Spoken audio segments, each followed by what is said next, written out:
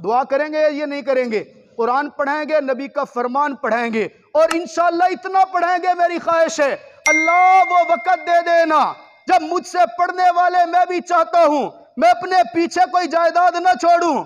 अल्लाह मेरे पीछे जायदाद न हो तो खैर है, गाड़ियां न हो तो खैर है, महल न हो तो खैर है, अल्लाह कोई बैंक बैलेंस न हो तो खैर है। रब्बा कल मेरे नामे अमाल के अंदर जब निकले तो ये निकले, अल्लाह मेरी ये ख्वाहिश है दुनिया के अंदर पढ़ने वाले, मुझसे कुरान के हाफिज बनने वाले हजारों हो, अल्लाह मुझसे हदीस पढ़ने वाले हजारों हो, अल्लाह तेरा कलाम का नगमा सुनाने वाले हजारों हो, अल्लाह तेरे नबी के फरमान काल काल रसूलुल्लाह सल्लल्लाहु अलैहि वसल्लम सुनाने वाले कसीर हो। रब्बा मजमा लगा हो, बुखारी शरीफ सामने हो, मैं तेरे नबी का फरमान, नबी की हदीस लब पे लाऊं, मेरी रूह उसी वक्त निकल जाए ताकि दुनिया से जाऊं तो तेरे नबी का फरमान पढ़ाते हुए कल तेरे सामने हाजिर हूं तो नबी की हदीस सुनाते हुए।